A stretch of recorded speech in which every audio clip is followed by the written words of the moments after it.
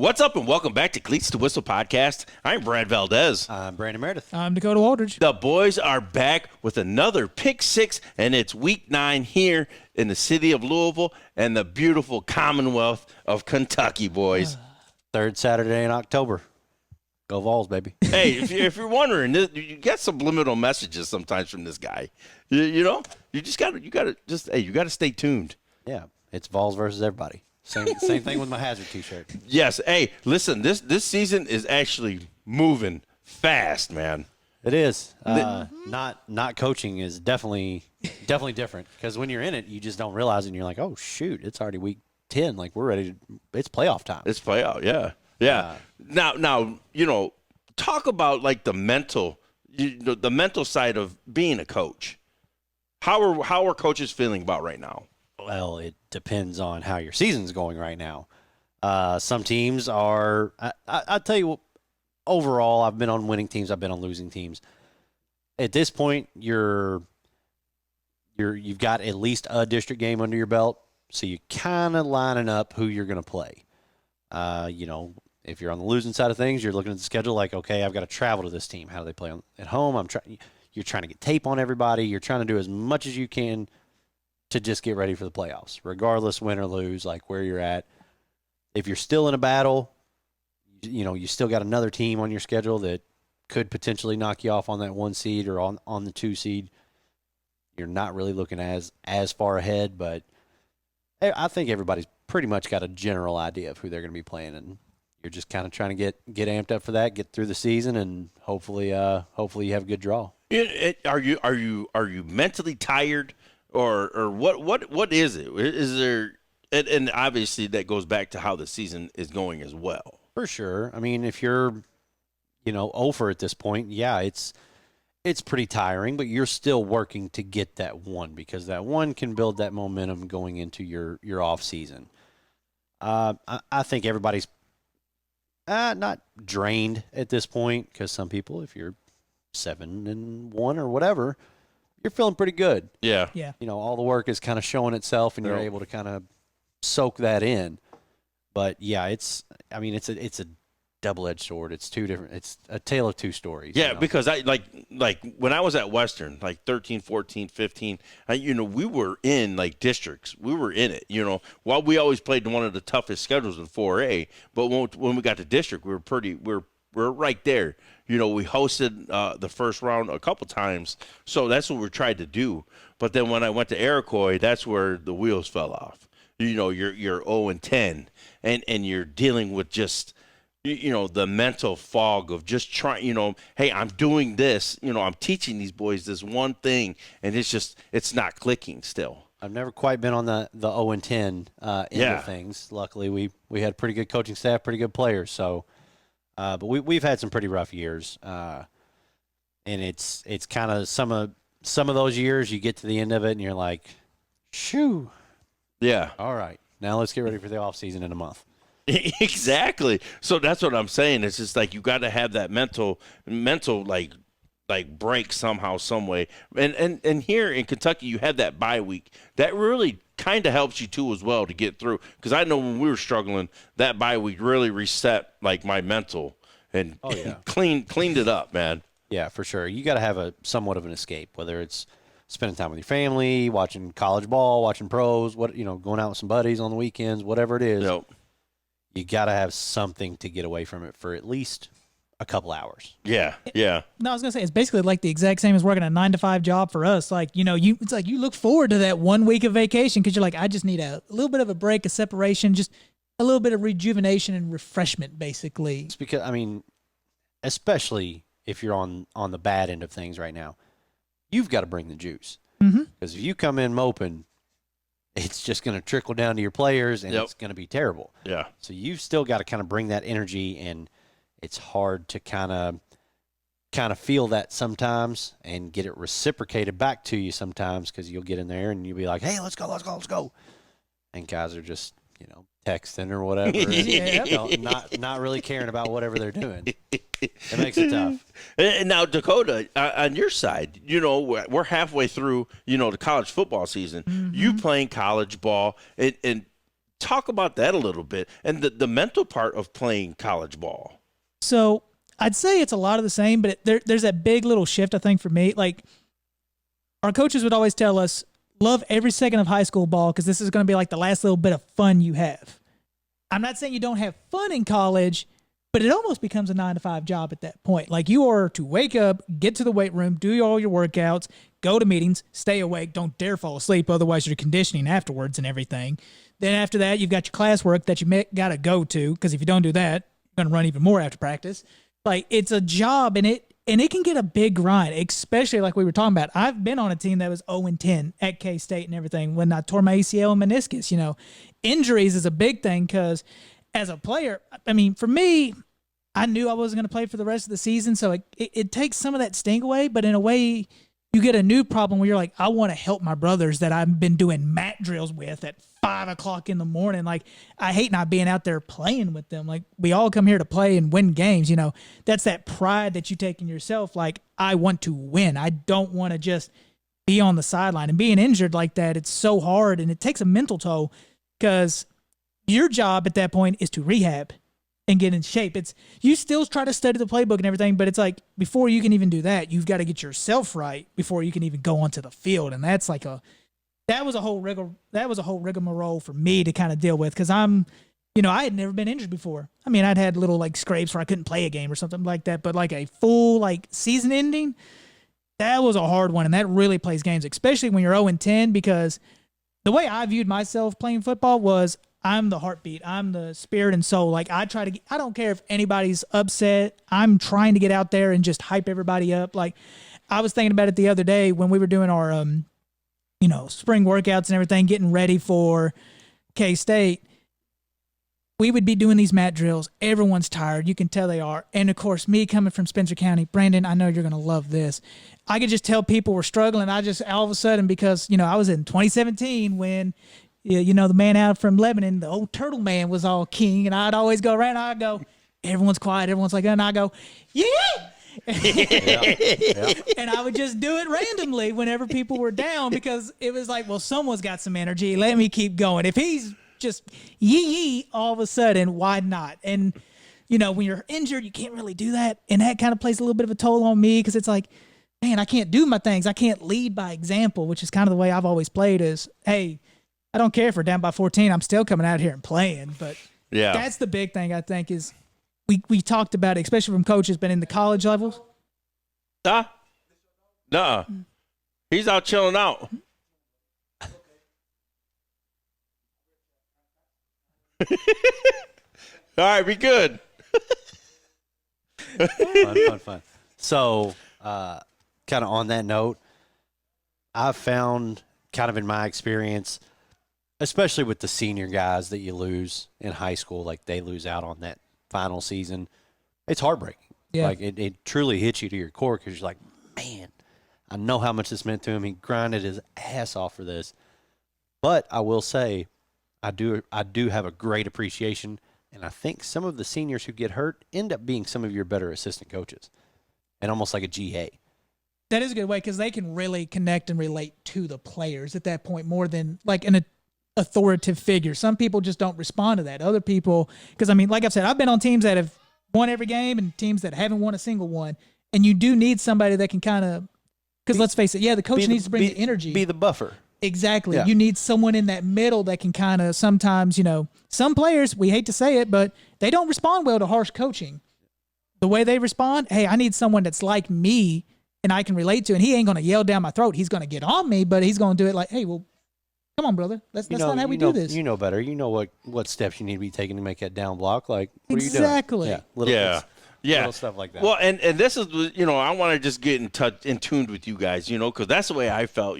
It was stressful, but it was also fun. You created those bonds in the locker room, in the coach's office, and you just had a camaraderie that, like I feel like I get here. Mm-hmm. We can have fun. We have road trips. You hang out on Friday nights and just have a blast. And this is where I kind of get it. I kind of get that fulfillment, But the message that I'm hearing from you, when you go take that college leap, you got to love this game of football. 100%. They're like, you have fun at the college level, especially when you win. But if you don't have a heart and passion for it, I have seen countless number of guys who are way better athletes than me go to college and then they're out before week 2. You got to have a different mindset. It's 100% a different mindset. It's sometimes, the year I went into college, it was called the culture shock and everything.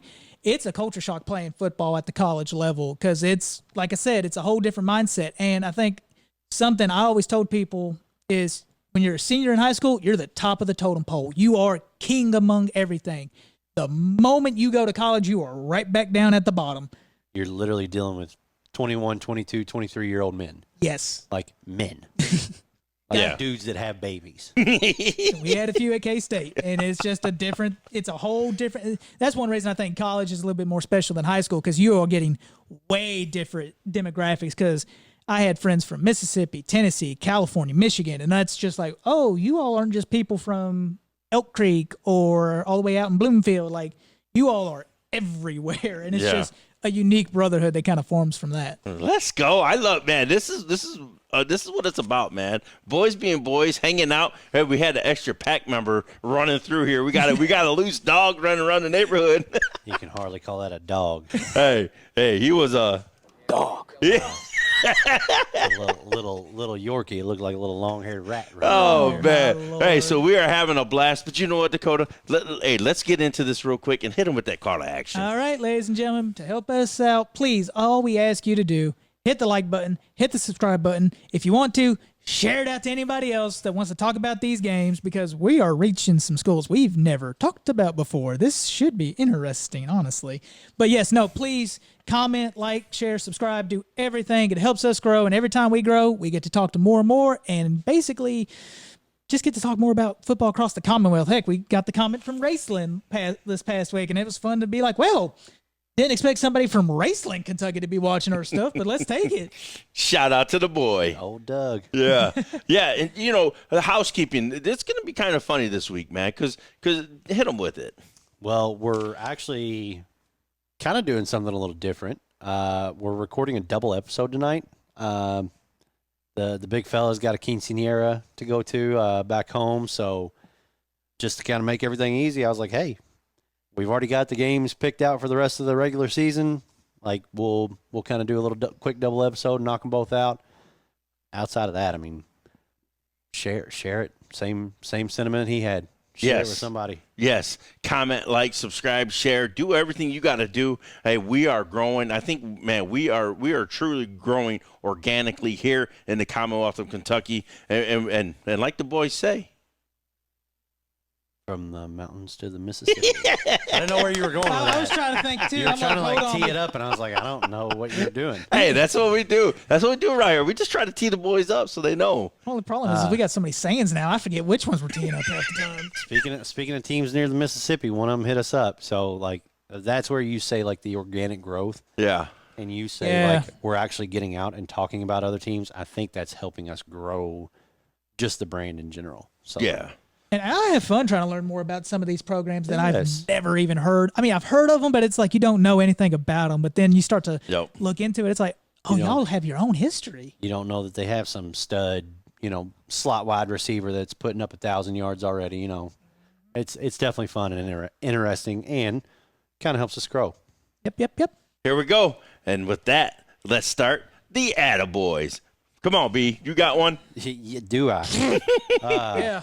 We haven't really talked about this kid. We haven't really picked much of this school because, let's be honest, they've had like one close game the entire year. So picking them is kind of a cop-out because we're all going to ride with them because Hunter Cantwell knows what the hell he's doing coaching high school football. Exactly. Yeah. Yes. So I'm a quarterback guy. We all know that. We have not paid attention nearly as much as we should. Sophomore Jackson Burke this past week. 21 of 23, 440 yards, 6 tutties. Hit it, baby. Let's go. Oh, did you on the year, 118 for 151. That's 78%. That's insane. Once again, you all, he is a sophomore. He's thrown for 1,829 yards, 26 touchdowns, 1 interception. Hey, now we're touching that Pennington range right there, bub. If you want to talk efficiency, we pulled it up in like a little calculator based on his numbers. His QB rating is a 153.9. It goes up to a 158. He is damn near perfect. Hey, hit it again, B. Hit it 7 times. Dog. So, yeah, shout out to Jackson Park, man. Phenomenal game, phenomenal start to the season. And, hey, you've put me on game. I'm here. I'm seeing you. Yes, sir. Now we're kind of going to share this. Because this attaboy. Well, when I saw it pop up on X, I was like, Brad, are we going to just pick this one together? And you and me were kind of on agreement here. You get 100 career wins as a head coach at a program. Nathan McPeak, you get it. I mean, it's just that simple for us. I mean, what he has done at Frederick Douglass, I believe if I read that tweet right, they've never lost to a Lexington-based school. No. The entire time since 2017. Talk about dominance in an area right there. Sheesh. Yes. Especially as you're starting up. Yeah. Right. Exactly. Nobody knows who you are or what you're about. Yep. So the first couple of years, you don't know what you have inside your own walls, let alone you're not really getting out much further than the city limits, I would imagine. So, Yeah. that's So shout out Nathan McPeak. You know how I feel about you, Coach, man. Hell of a job. But there's one other thing about Coach, man, that really fires me up. It's just the little things. Like when you're on a coaching staff, you really want to be like, man, am I appreciated? You know what I mean? But there's one thing that he does. He shares that on X. Yes. And he shows love to his assistants. Because he knows, those are the backbone of your program. for sure. You got your coordinators, you got your O-line coach, you got the little things that your staff does for you, and they helped you win that 100 games. Yes. For sure. The record. That and the guys that are wearing the uniforms. Yes. Like at the end of the day, yes, you're the head coach. You're in charge of making big decisions. Yes. But a lot of the little behind the scenes work goes to the guys who are wearing the polos, Right. who are helping your guys get bigger, faster, stronger, so you can go focus on other things like being a husband, being a father. Like that's the cool thing about being an assistant. Yeah. Is when the head coach doesn't even have to come down there because he trusts his guys so much.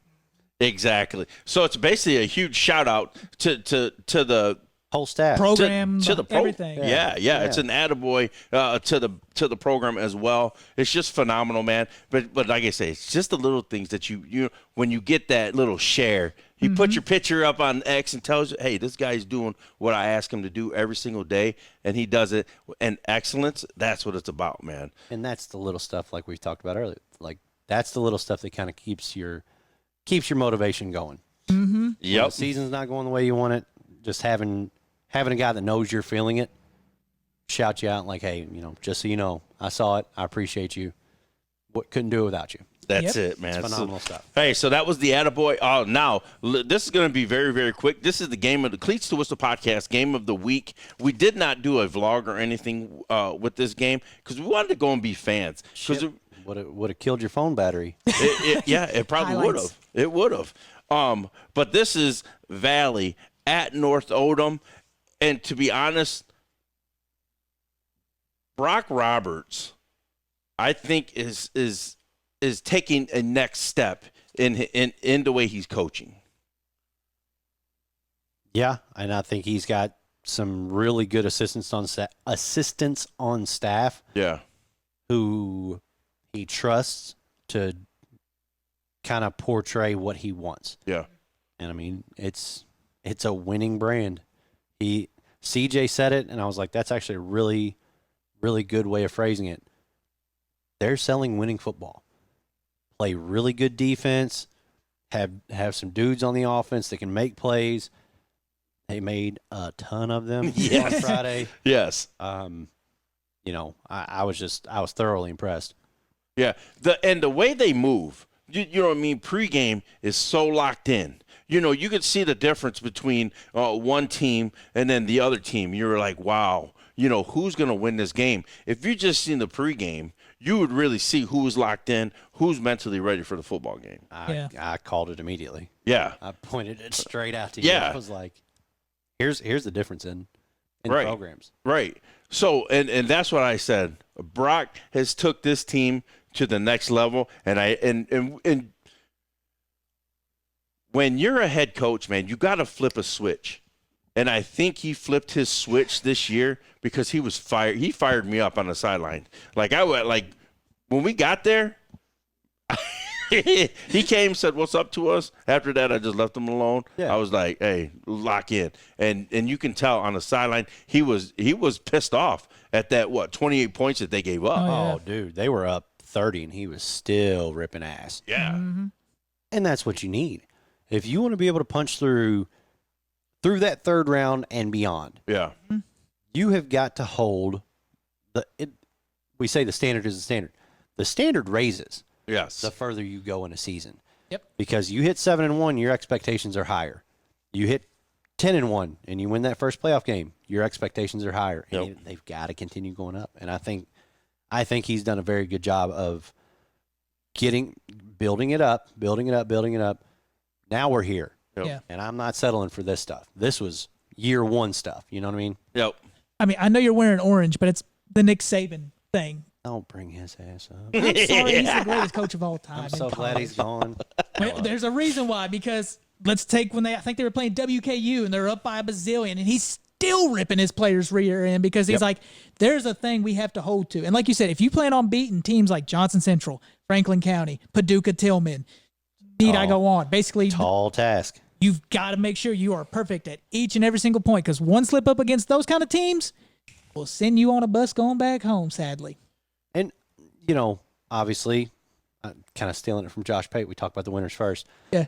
Valley had some impressive-looking dudes. Yes. I didn't realize they had some coaches on the staff that I knew. A Fern Creek legend, U of L legend, played in the league. Jamon Brown, he's out there helping out with them. Got to chat with him for a little bit and just kind of catch up. Hey, how you doing?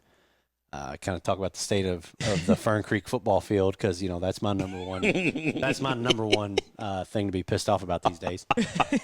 But no, they had some impressive looking dudes. It just little stuff I think kind of killed them. Big plays. I just think they were a little overmatched. I think that front four, maybe front seven. For North Oldham is just really, really good. Really good. Like they're aggressive. Yeah. And McGraw has those boys moving. Yeah, and that was a shout out to Skinner. Hey, shout out to Vance. Shout out to McGraw. He's the O-line coach. Who's number 5? Oh, Vance. Yeah. Yeah. But listen, and also shout out to the fans over there, man. Dude, that was really cool. Shout out to everybody that came up to us and dude, it's so good. It's the first time I've been there. So as we're walking up, oh hey, Cleats to Whistle, didn't realize you all were going to be here. Tompkins' dad said what's up to us. It was probably got stopped like 5 different times coming in, and I was blown away. Wow. Yeah. I was like, hell, I don't talk about y'all that much that often. Hey, but thank you guys for the hospitality. Sure. Coach Roberts, thank you very much, man. Like always, we appreciate the little things that we can do for this podcast, or on this podcast we get to do. It's crazy sometimes, and it's all because you guys, respect what we're doing, and we respect the hell out of that North Oldham program. For sure. I'm just going to tell you that much right now. We'll be back in a few weeks. Yeah, I'm hoping, I'm projecting because I'm already looking at playoff matchups in the future. I might want to go to North Oldham week 2. Just gonna say there might be a reason I want to go to that game. Hey, it's gonna be juicy over there, man. Oh, well, are we talking about juicy? Should we go ahead and start this pick 6 off? Let's go. All right, so we're gonna kick off this pick 6. This one, I know some people might be like, wait, why are y'all picking this game? This game dictates who wins this district and gets 2 home games. This game has a lot of meaning behind it. Potentially. You still got to win the first one to have a second one. True. Yeah, true. Very true. True. But hey, let's face it, playing at home's a lot easier in the playoffs than playing on the road. So I was going to say, hey, some people may agree, some may disagree, but that's my 2 cents. Yes. But here we go. It's the Bullitt Central Cougars at the Fairdale Bulldogs. And I don't think we've talked once about Bullitt Central in the years we've done this so far. You're welcome. No. No. Bringing a Bullitt County guy here. We are. Yeah. Hey, he's a hater, man. He's a hater. Listen, I'm going to take this because this was a weird game that we chose, but we've seen a 3-4 record. We've seen it was a district game. There's a lot riding on this game. But looking up stats on this for players and like both teams just to see how they stack up, it was weird. Really weird. Go ahead. So, I mean, I coached against Fairdale last year, and it was probably one of the rougher football teams we coached against. Yeah. Seems like they've at least got something figured out. I'm sure they got some transfers in. Obviously, Dover's a very good coach, been doing it for a long time. Shout out Dover. For sure. Bullitt Central intrigued me at the beginning of the year because they hung tight with Spencer in the scrimmage. Yep. Yes, and then beat them in the scrimmage, actually. I can't remember. Their wins came kind of early, right? Though they beat Breckenridge County 28-15, and then they've beat Moore 35-6 and J-Town 48-34 these last 2 weeks. Wow. So, I mean, beating J-Town, that's a statement in itself right there. Right. I was going to say, Tyler Fawcett has definitely, I feel like Bullitt Central is changing the curve a little bit. Yeah. From what they used to be. Like, I've heard a coach say, Bullitt Central was one of the more well-coached teams we've played against and actually was, like, hitting their beats. They weren't hitting everything in stride, but compared to what it has been in the past and everything, they were really starting to kind of hit stride for stride. And you can tell they're a team that's playing together and figuring out, like, oh, okay, kind of like what we were talking about earlier, the attitude is, now you've rattled off 2 wins in a row right now. Yeah. That means a lot. But on the flip side, Fairdale's rattled off 2 wins in a row, beating J-Town 36-14, North Bullitt 22-7. Go ahead. Now, you know me. I like to look up team defense. Yes. That's like one thing that I always want to go to. When I'm looking up stats, I'm looking up anything. Fairdale is 8th in 5A, allowing 17 points. Okay? Bullitt Central is 30th in 5A, allowing 31 a game. Right? It's weird. But listen, if you go to team scoring margin, this was a huge what the hell, right? Okay. Fairdale is 21, and they're minus 2.1. Okay. Bullitt Central is 21 at 3.4 per game, negative 3.4. Right behind each other. Yes, so it's 20 and 21. It's a weird margin, dude. If you don't know what that means, that's like point differential during the whole season. Yeah. You take both your points up, and then when Yes. you average it out, if you're in the positive, it means when you're winning big, and usually there's a big gap. If you're in the negatives, well, you're losing. But in this case, you're actually losing kind of close if you're only losing by 3 to 2 points. At So this point. when we picked this game, I looked at that scoring margin when I looked up team defense. I was like, this has got to be intriguing because they're both 3 and 4. So it's like, why are we picking this? But it's like 2.1, negative 2.1, negative 3.4. Now I'm going to make my pick, and it's only because of this number. Okay? All right. I am going Bullitt Central because they have scored 193 points this season compared to Fairdale's has only scored 107 the whole entire year. So that's my pick. I'm going Bullitt Central. And it seems like they have some pretty common opponents. Pretty common Very opponent, yes. common opponents. Both have played North Bullitt. Both have played J-Town. Yep. But Bullitt Central hasn't played North Bullitt yet. Sure they have. No, they got them next week. Are you sure about that? I thought they played them at the beginning of the year. That was Bullitt East. Are they in the same district? Yeah. That's why. Okay. Oh, now okay. it's all back. Bullitt Central was 6A for the longest time. Forever. Yes. I'm not used to. It was Bullitt East and North Bullitt and. Or I'm sorry. It was Bullitt Central up here. East and North were down here. Now East has jumped up and Central's dropped down. Yes. Okay. Yes. But either way, it's still going to be a common opponent. Yes. Go ahead, Chop. Usually, let's face it, we all know how I go.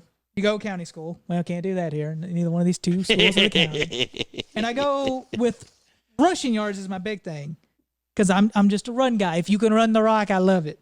Bullitt Central has rushed for 1,200 yards this year. Fairdale, meanwhile, has only rushed for 489. However, and they've also passed for 436 yards. And they've allowed, like you said, they've allowed a little bit more than normal. Yeah. But I've noticed Fairdale, weird things happen at Fairdale. It's a fluky place to play, man. I watched the Spencer County Fairdale game, and Spencer County couldn't get nothing done. It felt like everything was just cursed over there for some unknown reason. I liked what I saw a little bit of Fairdale. They have athletes there. I think they just need a win. And they'll, something might finally click and they'll really start rolling. Yeah. I think it's a close game, but with it being played at Fairdale, I know I usually go with the run on this one, but I'm going to go Fairdale in this one. Whoa. I think they've got some stud athletes that might make the difference in this game. Okay, here we go, Chop. Nice pick. I love it, baby. Look, he's trying to get one up on me. Now, I am a Bullitt County guy. Yeah, Yes. you are. We all know that. Yep. I don't particularly like either of the other two schools all that much. One way more than the other. Only because I had to coach against them for 5 years. Right. Yeah. It is what it is. I don't know, man. Like, Fairdale is a very weird place to play. But at the end of the day, I mean, putting up almost 200 is something to be said. Can Fairdale stop them from scoring? I don't think so. Give me Bullitt Central. Good. Bullitt Central. This is a shocker, y'all. And I don't even like them. Just kidding, guys. Just kidding. I love it. Love it. But only kind of. Like I say, I think it'll be a good game, and For sure. This was the hardest one I had. yeah, This was a huge question mark in my head. This could be like a fumble, scoop, and score Exactly. first series of the game. Exactly. You have no clue what you're getting. and that's one reason I'm like, weird things, kind of like how you and me always talk about Ballard. Weird things seem to happen there. That's kind of what the philosophy for me. I'm like, weird things happen at Fairdale. I'm gonna, something about that home team and that Bulldog logo right in the middle of the field. Yep. I don't know that either team is all that consistent. Exactly. Yeah. So, it's Hey, when we say coin toss, this is the definition of it, in my opinion. oh I man. love it, baby. All right. Well, I guess we'll head to our next game here. We're going to keep it in the city still for this one. Another district opponent. Well, I think they're all district opponents at this point for the most part. Should be. The Ballard Bruins are going to go on down to the Oldham County Colonels.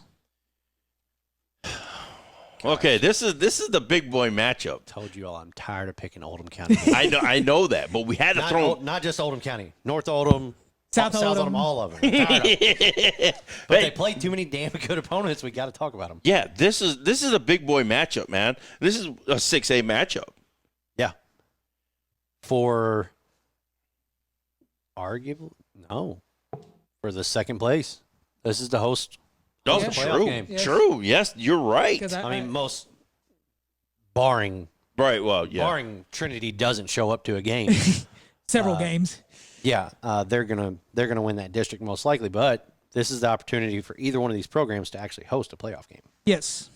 Oh man. Yeah, take that in.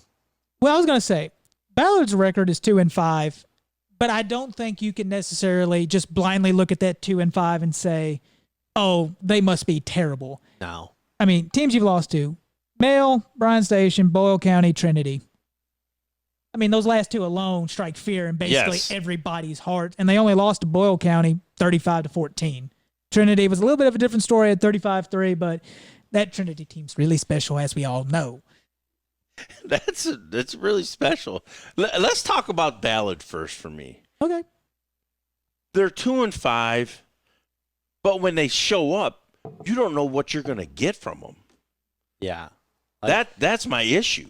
Like we can say who they've played is tough, and it is. Yeah. But you lose to Bryan Station. I don't think Bryan Station.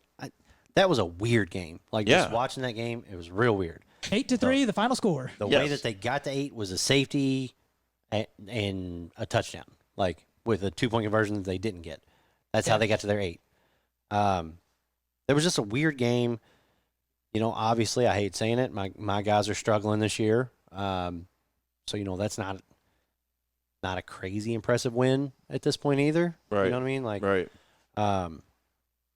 But when you actually look at them defensively, unbelievable. Yeah.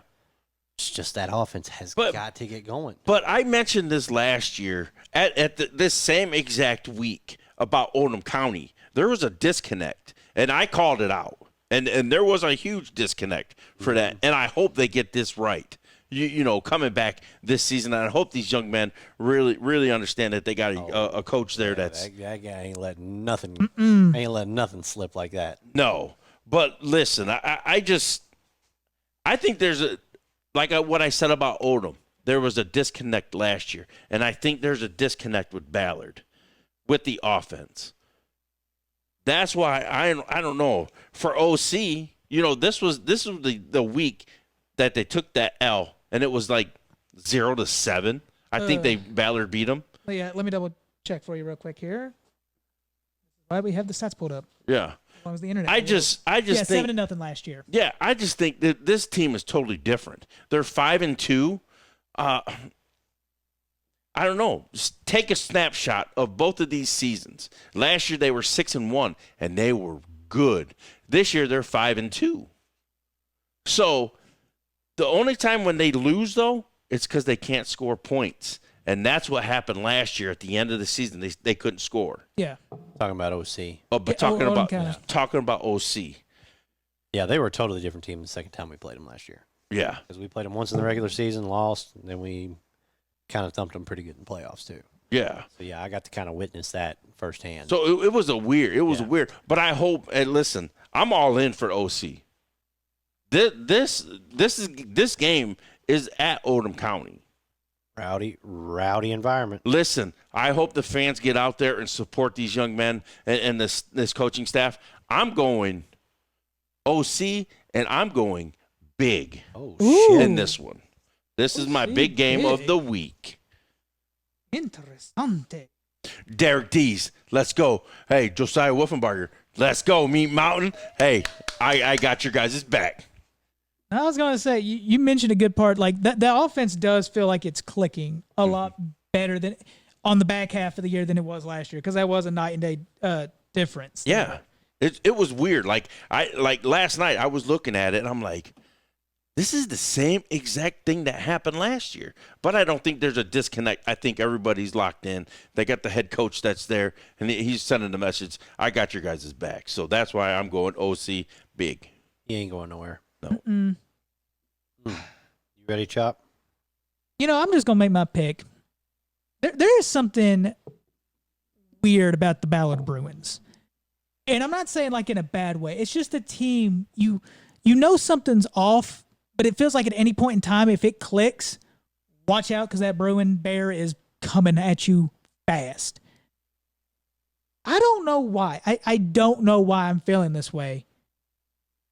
But I think Ballard's defense really makes a statement and is the reason they win this game. Oldham County proved me wrong. I think Ballard's defense, like we've said, it's been the low-scoring games. It's kind of been Oldham County's Achilles heel. I think this is a low-scoring game, and if it's a low-scoring game, that plays into Ballard's favor. It has for the most part. There's some guys that haven't. It tends to play into Ballard's favor, so I'm going with the Bruins on this one. I'd be interested, and I probably should have looked this up, how many young or inexperienced quarterbacks played against Ballard this season. Because I know OC's guys not. Right. And I've seen what he is capable of doing. And on any given night, he can light you up just like that. Yes. Give me Oldham County. Oh. At home, rowdy environment. And we That's ain't what it talked is. about the standings. I got one extra one on you. Now y'all decide to really pick against me. All of a sudden. Let's go, baby. Hey, and it wouldn't surprise me if Ballard comes out and has like pick six, first play of the game. Like, now we got to go to work. Right. Right. It should be fun. I think it's a good game, no matter what For sure. happens. I mean, last year it was 7-0. Wouldn't be surprised if we get another low-scoring Hey. game either. And just remember, I'm a county guy. That's counting. true. That's true. But hey, keen ball, as you always like to say. Keen ball, baby. Let's go. All right. Well, we'll head on up now to the mountains in this one. We're going to take, we're just going to take a gander at two places that start with the letter P. Paintsville Tigers at the Pikeville Panthers.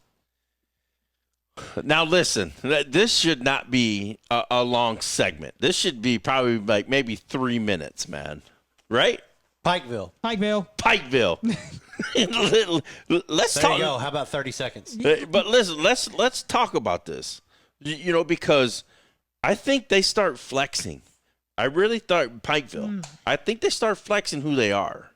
That comeback win, I think, changed the trajectory of their season. I'm glad you said that because I feel the same way. I know they lost the next two after that, but it was Johnson Central and Belfry they lost to. I mean, sheesh. Yeah, Johnson Central would beat the shit out of a lot of teams. Exactly. And Belfry, I feel like would do much of the same. So, Yeah.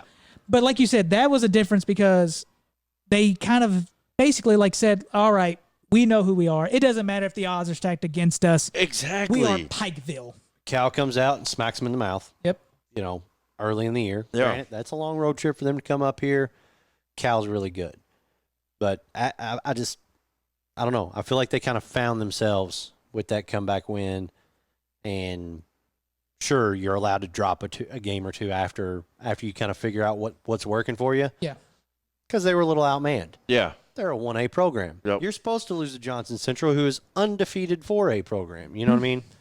So for me, that's just kind of it. Like Paintsville's coming off where are they at? He's right there, baby. Coming off a beat down. a big district loss. Yeah. It's to 33. You've got to go to Pikeville. I've never been.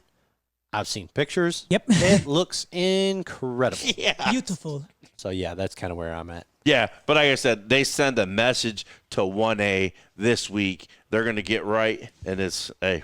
Like you said, one of those is like, hey, don't forget about us in the mountains now, y'all. Yep. They're right. They're right in the mix. No question about it. Yeah. Yep. Well, let's move a little bit more west from the mountains and everything, and we're going to talk about a school that we've never got to talk about before. This should be, we've talked about this one a lot, the Pulaski County Maroons. We've talked about them a good amount, but the North Laurel Jaguars at 6-1. I'm not going to lie. Before, we were going through all this stuff, looking at like interesting games. I know there's South Laurel, North Laurel, Somerset, Pulaski. And Pulaski. They're all relatively close. Yeah. Yeah. But I didn't realize they were 6-1, and I think is it South Laurel's like 5-2 or something like that. I know Pulaski County is. Hold on, I'm saying that. Let me double check. But it kind of reminds me of Oldham County right now. I thought North Laurel was a basketball school. I thought all they had was Reed Shepherd. Hey, but look though, you got this team, Pulaski County RPI. They're number 1. Yeah. Well, I mean, let's face it. When your only losses are to again Johnson Central, and dog, them Golden Eagles are just different. They're different. And don't mind them, but almost caused the podcast to break up. But then also South Warren, that team in 6A that's still undefeated too, and I also believe won in RPI. Yep, they sure are. Yep. It's impressive when that's your only 2 losses on the entire year. Now I say this because North Laurel is going to have to score points in this game. I don't think they're going to stop that run game. They're going to have to at least score 28 points. No, I'd agree.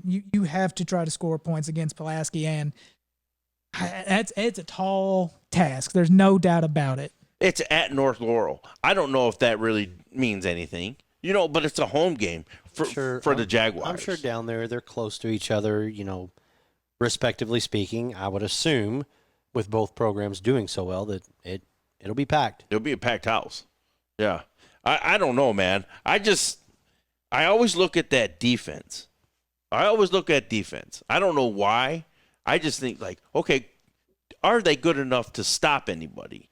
I don't know their wins, though. That's my issue. So I'll go ahead and make my statement here. My big thing was these teams have played one common opponent. It's Corbin. Yep. Corbin is a powerhouse in 4A each and every single time. North Laurel's only loss comes to Corbin, 28-14 at home. Pulaski County, meanwhile, they beat Corbin at home 35-28 because they scored a lot more points in that game. Yes. And that's where that 28 came right to me. Smacked me in my face, dude, when I was looking at everything. And I was like, you know what? And I think the Jaguars score 28 on this Pulaski team. I'm not sold on Pulaski. I'm not sold. So I'm going with that defense that's number 2 in 5A, only allowing 9 points a game. I'm going North Laurel, and I think this is a shocker. We say that, but number 1 in RPI, that's going to send a message. That would send a message to everybody. Yep. But, Pulaski County's got this running back named Kason Brock, number 8. He's right now got over 800 yards, 9 touchdowns, averaging about 115 yards a game. Nope. I'm just going to go with the butter on this one, y'all. I'm going Pulaski County on this one. Come on, Chop. Plus that win over Corbin, where North Laurel lost against Corbin, that tipped the edge a little bit more for me. That's their only loss, though. That's the only reason why I'm like, you know what? Come on. Do it right. Come on, Jaguars. You're waiting for that magic on Friday night. That's exactly right. We talk about teams being battle tested. Give me Pulaski County. Pulaski County. Hey. I mean, what are we? Okay, yeah, your 2 losses are to 2 teams that haven't lost anyone else. True. And at the top of RPI in both 6A and 4A. So, I just think they've played a hell of a schedule. North Laurel, I don't know anything about you. Prove me wrong. I still think you're a basketball school. Hey, number two in 5A. That's shout out to a Shepherds. lot, man. That does say a lot. I'm kidding. Shout out to Shepherds. I'm going to say we're about to get a lot of messages all of a sudden. Yeah. If they win this the basketball school, baby. Okay, well, this should be an interesting one in 3A. It's the Lexington Catholic Knights all the way here, or close to here, I'd say, for the Bardstown Tigers. That loss for Bardstown last Friday night, that was a heartbreaker. That's what I just put in my notes, dude. I'm like, bro. If we would have picked that game, that would have been my big game of the week. Bardstown winning. And you're saying big as in you expected them to win big? Yeah. I did not think that Girard County was going to hang with them. I didn't. Overtime, dude, come on. Well, I did talk to Cruz earlier in the year about their game, and I guess Girard County does have a really good running back. Yeah, they got that. But even Cruz was kind of like, we were in it for a while. We kind of shot ourselves in the foot and let it get away from us. Yeah, I watched that game. So yeah, that one was definitely surprising. But to me, watching Bardstown and watching that Girard County, I thought Bardstown was just a better team. But hey, it is what it is. And I'm sure Justin Grundy, the head coach at Bardstown, and even a lot of the Tigers probably would say we are the better team. We should have won that game 100 times out of 100. So I think that's what makes this game interesting going against Lexington Catholic, because we always say a good team, it's really scary to play them after they lose, because it's like, okay, we know what our problems is.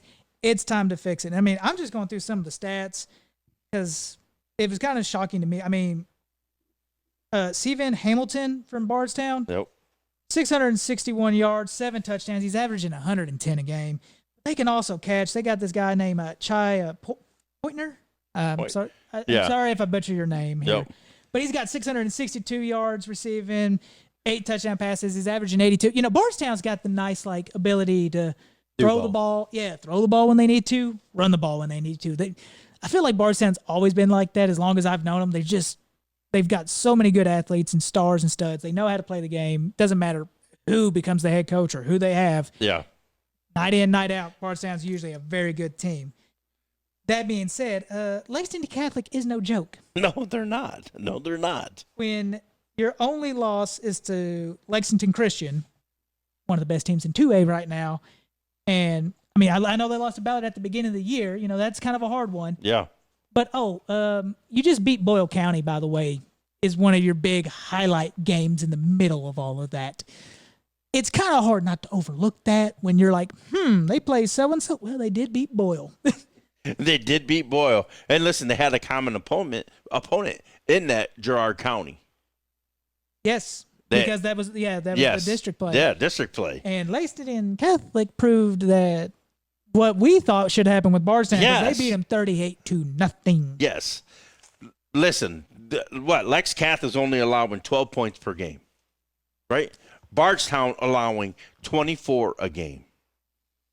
and I put in my notes, I said, yikes. I'm like, yo, what the hell's going on, right? Listen, everything points towards Lex Cath, but not me. Ooh. I'm going the Tigers bounce back, a shocker here in the state, baby. Give me Bardstown. You are feeling the upsets this week, aren't you? I'm glad you are, because I am not. Yes, I'm telling you, man. I don't know, man. It's an emotional game. I don't know where their heads are at. Like, does that one kind of burn you? You know, are you still reeling off of the fact that you should have won that game and you didn't? Right. We know what the private schools do. They come in, they do the same thing week in, week out. Week in, week out, baby. You just got to flat out beat them. And for that, give me Lex Cath. Woo! I knew you guys. Hey, I'm trying to pull some funky stuff, but I believe in Grundy, man. I do too. Those guys, I think they'll be ready. It's huge bounce back week, and they also can send a message too, to 3A. I like them a whole lot. I was going to say, I know it's the past, but I mean, I remember when Logan County came up to Bardstown 2 years ago, I think, in like the 4A playoffs, sent a shocker to the world and to the Commonwealth, I'd say, and beat them at Bardstown. Because Bardstown, Martin Field is a unique place, and I have played there. I have been called many awards there at that field. It's fun there. It's an amazing team. I just think Lex Cath is just a little bit different. I'm picking them over the Bardstown in this one. Tigers, don't hate me, but I'm going Lexington Catholic on this. Okay, so that would say a score, but is this big? I wouldn't say so. I think it's within 2 scores either way. Yeah. Bardstown has so much pride of who they are. They're going to keep it close no matter what. I mean, I know they lost 26 to Owensboro Catholic, but again, Owensboro Catholics and star-studded. They've got a lot of athletes and everything. Yes, there. they do. I'm thinking like a 10-point. Yeah, at most. At most. You're playing at Bardstown. It's a different environment. Those Tigers are prideful in who they are. Yeah, if they lose, it's not going to be because they didn't fight the whole way, without a doubt, in my opinion. I know them private schools, they always got damn kickers, man. Oh, yes, they do. Always have one. Let's go, baby. Well, talking about games, it came down, I believe, to a kicker. I know the game didn't end because of that, but the score, if I'm not mistaken, last year, I thought it was right. 38-35 was the score last year at Scott County. It's simple. It's a big game. It's probably the one everyone's going to have their eyes on this week. The Scott County Cardinals at the Woodford County Yellow Jackets. Now, listen, this by far has been the biggest coin flip game on our Pick 6 show. If I could be off Friday night, I would love to head down to Woodford County. And this is the way Woodford County plays ball is something. Everyone knows me as the run guy, but I love the way they play ball because they are a good amount of run and pass game. Yep. They'll go. It's like whatever they need to do, they can do it. I mean, right now I was looking up some of their stars. When you're doing that, when you're looking up them stats, listen, they both had a loss in the same exact week. Yep. Right, and since that loss to Madison Central, they've been averaging 45 a game. Okay? Now, Woodford lost to Munford, Tennessee, and they have been putting up 43 a game. This is wild to me, man. Well, Woodford County, because I'm looking at their stuff here, this is to me insane. They've got Omari Joyner. He has 538 yards receiving. Grayson Hodge, he's got 521 yards receiving. Kel Ritter, I don't know how to say it correctly. Do forgive me. 431 yards a game. Oh, and by the way, all three of those guys are juniors. Oh, wow. It's not until I get to senior here, Jalen Johnson. He's got 314. And all of those 4 wide receivers combined total up their 21 total touchdowns as a team. So it's a clash of styles for sure. It's exactly. To a degree. Because I was going to say, rushing for Woodford County, they have Darian Tomlin. He's got 600 rushing yards. He's got 9 a game. He's been averaging almost 100 yards a game. Woodford County, to me, like, I feel like for them on offense, it's like, we're just going to do what we want. If we want to pass the ball, we'll pass the ball. If we want to run the ball, we're going to run the ball. We do not care who you are. That being said, we all know Scott County and how it is for them. They don't care who you are either. Exactly. They're gonna do what they do. Yeah. I mean, they've got 2,294 rushing yards already. That is absurd. Nuts. Yeah, I say this comes down to one part of the game. You know what I mean? Because these defenses, you can say, okay, Scott County is 4 in 5A, allowing 15 points. Okay, Woodford is 13th, allowing 20 points a game. So that's 5 points from 4 to 13. That's only 5 points, man. And those guys are scoring 40 plus a game on both sides. So this game is really going to come down to me. It's going to be one guy, and it's going to be the same exact thing that happened last year, and it's going to be the kicking game.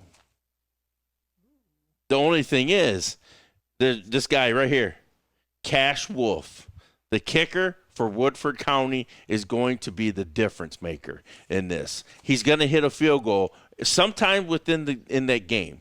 I'm not saying last minute, but I'm saying it's going to be coming down to that. It's going to be a 3-point spread for me. It's going to be a tight ball game. But what Scott County does, they just shorten the game. Yeah. And let's look at this Collins game. Last year for Woodford, or last week. You say that. They're still putting up 45 points. Yes, I know that. But that's what I'm saying. This is a weird game to pick. It's a district game, and for first place. Yes. I mean, there's a lot that rides on this game. They probably do not like each other. No. I don't imagine so at all. And like you said, because I was, going through watching a lot of the games, and I even sent it to you all. I'm like, wait a second, Collins is up 24-14 right now on Woodford. We got an upset alert brewing. Turnout that ran flat like a soda can that had been outside for about 2 weeks, but that's neither here nor there because Woodford played Woodford County ball in the second half and ended up winning that game 42-24, not allowing a single touchdown or anything after that. Yep. I think this is if you get down by 10 on this Scott County team, it's going to be hard to come back because that defense is playing so well right now. This literally, like, I don't know who's going to win this game. Brandon, what you got on your mind? You want my pick? If you want to. I picked to go back to coaching. Ooh. Wow. Well, really? Well, I was going to say who, though. You got Dennis Johnson and, of course, the legend. No, I'm saying instead of picking this game, I picked going back to coaching football. I thought you was going to come. No. Like, well, you got two That's legends. I was like, whoa. I'm picking going back to coaching, man. I was going to say, you got two legends of coaching, and that's another part about this game we ain't even talked about yet. No. Two coaches that know everything, it seems like, about what they do and how they run their program. So Yes. it's like there's no, because it'd be one thing if it was like, oh, it's a first-year head coach versus a veteran, all the experience. Yes. No, Yes. they're just both experienced, numerous, just high accolade coaches. It's like, what does this game not have that you want to watch in a game of football? Exactly. The coaches, the players, the moments that are going to come out of this game. It's going to be an instant classic in high school football here in the state of Kentucky. I'm not going to say what our friend predicted, but I will never go against McKee. Hey, he's a dog. Give me Scott County. Whoa. Ooh. Scott County, here we come, baby. You know what? I'm putting them on the table. I'm going Woodford. Hey. You already tipped your hand pretty good with that. By 10. You just said by 3. Nope. I'm going. He's thinking they'll get a field goal and another touchdown late into the game. I'm going by 10. Shit. Well, That ain't gonna be easy. it, That ain't it, gonna be easy at all. you know what? Woodford could do it though. That's the thing. We all know I love teams that run the ball. There's no secret. We all know this. There are 3 teams though when it comes to passing, they get my heart a little bit because I'm like, you all are just different. Cal, Paducah Tillman, and Woodford County. These 3 teams, when it comes to passing, I'm like, you all are a little bit different. You get to be the exception to the rule. But I'm sorry, it's those Cardinals, and they run that wing tee to a perfection. And, hey, Asher Brewer, I've talked about him. We should call him Ack. He's already got 3 picks. I'm calling it now. He gets a big critical interception sometime in this game. But now he has a counterpart in Juju Harmon. Yes. So exactly. That's why I said the ball is in the air. Anything can happen in this game. Yeah, and I think, not saying Woodford County turns it over much, but, like, it's just one of those things. I feel like it's going to be just one of those moments. Brewer just gets an interception. Someone just happens. I don't think this game's going to be big. Last year, it was only 3 points. It's probably going to be 3 points again, but I'm going Scott County. They just feel different to me this year. I think Woodford has to make a statement here. I think they have to make a statement, and this is the statement maker. Hey, prove us wrong. It could very much come down to who makes one defensive stop. It could very much come down to who has the ball last.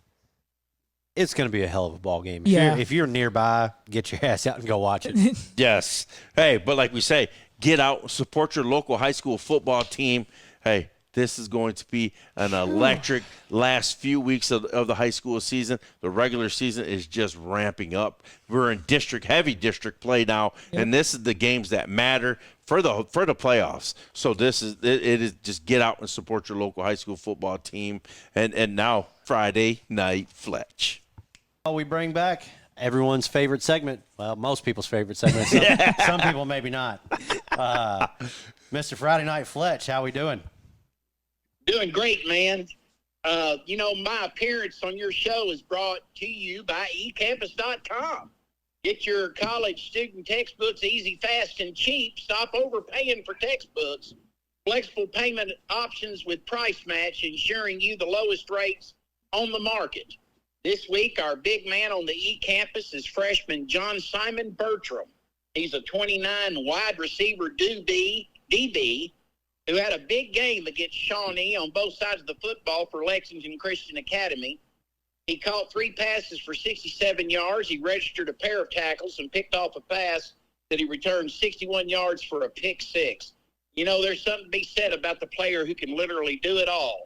John Simon Bertram is our ecampus.com big man on the eCampus. Dog. That's super impressive, especially out of a freshman. Yeah. Yeah, it really is. I mean, we call that 3-phase versatility. Yes, it is. Yes, it is. When you can contribute in all 3 phases of a football game, you have 3-phase versatility. And we are impressed with that at Kentucky Prep Gridiron. We look for that, and we're impressed with it when we find it. Love it. And see, that's why I like being buddies with you, because I get to find it out, and then I'm like, ooh, this is a name I need to keep an eye on. Mm-hmm. Yeah, you got to keep up. This kid's a 29 kid, too.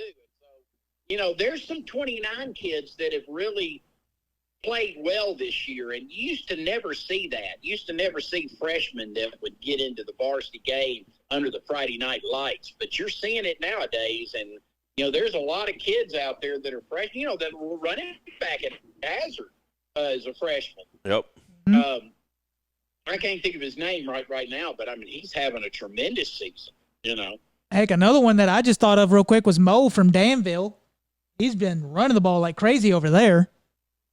Well, they say that if they hadn't hired Stonebreaker for that job, they would have lost that kid to Boyle County, is what the locals claim. Oh. They claim that them hiring Stonebreaker is why Danville's having the year they're having. They were able to keep some big-time 29 guys that they had not been keeping. They hadn't been keeping those guys. And they were able to keep those guys, and it's made a world of difference. Danville's legit, guy. I mean, they're legit. I mean, they got a big game coming up with LCA, and we're going to find out if they're legit. If they waltz into Lexington and beat LCA, then, I mean, we can all quit wondering whether or not they are legit, because LCA's got a ball club. I mean, they've played some tough games this year, but there's no shame in losing to Christian Academy of Louisville and Boyle County. No. There's just no shame in that. There's no shame in that game. Well, we're talking about games. Can you go ahead and give us your Friday night Fletch primetime game of the week? Yeah, I'm going to tell you guys, if I'm North Hopkins, I'm a bit worried about playing Apollo this weekend. Because, they got the heat. Have you ever heard the saying, trap game? It's a trap Okay, game. yep. Well, Apollo's pretty good. They're not bad. They're 3-4, and they've played some tough teams. And John Edge is a real football coach. He knows what he's doing. And, if I'm North Hopkins, I'm concerned coming off an overtime win over Graves County. I'm a little concerned. They need to really go out there and put Apollo away and put them away early and then get ready for senior high. Owensboro Senior. Yep. One of the top games on the western end of the state in 5A when that happens next week. I'm so jealous. I want to be there so bad. That's going to be such a good game. That's going to be such two of the best running backs in the state. Two Mr. Football candidates in Evan Hampton and of course Marquez Hightower, my guy, the guy I think should be Mr. Football. Marquez Hightower. Dang me for getting her pregnant twice at the same time. Shame on me. Can't travel as much as I want. Hey, that's what you get, brother. Hey, so Fletch, you're gonna have to be my game day vlog partner. Oh yeah, I'm down, man. All right, there we go. Made a date, baby. That'd be a good one. All right, speaking of good ones, Fletch, you got our picks from this week? I do. You ready to roll with them? I'm ready to roll, and I love Jim McKee, and I think he's a great coach, but he ain't got enough for Dennis Johnson and Woodford County. He's going to lose by 10. I think Woodford is 7 points better, and I'm giving them another 3 points because they're playing them. They're playing them in Woodford County, so I'm going to take them by 10. I like Lex Cath to win by 7 over Bardstown. I like Pulaski County by 7 over North Laurel. I think Pikeville runs the clock on Paintsville. Whoa. Probably beats them by 40. Didn't see that coming, did you? No, you kind of got us all speechless on that one. Yeah. I think Pikeville runs the clock on Paintsville. And Fairdale, I like them by a field goal to beat Bullitt Central. Give me those Fairdale Bulldogs, baby. Okay. I like them by field goal. And the last one, I think Ballard is going to beat Oldham County by 21 points. Now, let me accentuate a point here. Okay, thank you. If you go around just looking at people's records, Oldham County is 5-2, and Ballard County and the Ballard Bruins are 2-5. Well, you can't pick games like that in Kentucky because it depends on who these 2 wins are and who these 5 losses are. You're true. I mean, if you go around, you're never going to handicap games in the Commonwealth of Kentucky if you go around paying attention to who's got one record. I'll give you one. The Holy Cross that I call the bad Holy Cross, the one in Covington, they're 7-0. Yep. Yep. I mean, technically you should pick them to beat Trinity if you're going by their season output. But you and I both know that Trinity would beat them by 250 points, no matter whether they're 7-0 or not. So it matters who these teams are. You've got some teams in Kentucky that play incredibly hard schedules, like Ballard has, right? And then you've got other teams that have played a lot of the Mrs. Whimsy's School for the Blind, Deaf, and Dumb. I mean, they're not really playing anybody. Right. So it makes a difference. It's not all just about their one-loss record is the point I'm trying to make. Yep, I agree. I agree with you. Yeah. Totally agree. All right, Fletch. Well, hey, I guess what we could do, instead of him announcing the eCampus guy on Tuesday, which we're getting ready to record right after we get done with this episode, how about when you're down there? Yeah, we'll do it then. Yeah. Do it during the pregame. Yep.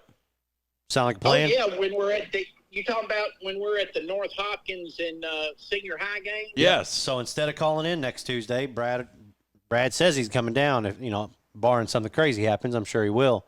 You could just kind of do it pre-game, and then we'll post it on our vlog, and then it'll still kind of come out, that week. Yeah. So to speak. Oh, Yeah, let's do that. You got it, baby. That's fine by me. Look at this brain. Look at that. Let's go. It's a dumb dinosaur brain sometimes. But every now and again, I get a little nugget. That light bulb goes off. All right, Fletch. Well, hey, we appreciate your time, and we'll. I guess I'll be sure to at least call you when you're down there. All right, guys. All right, take care. Yes, sir. See ya.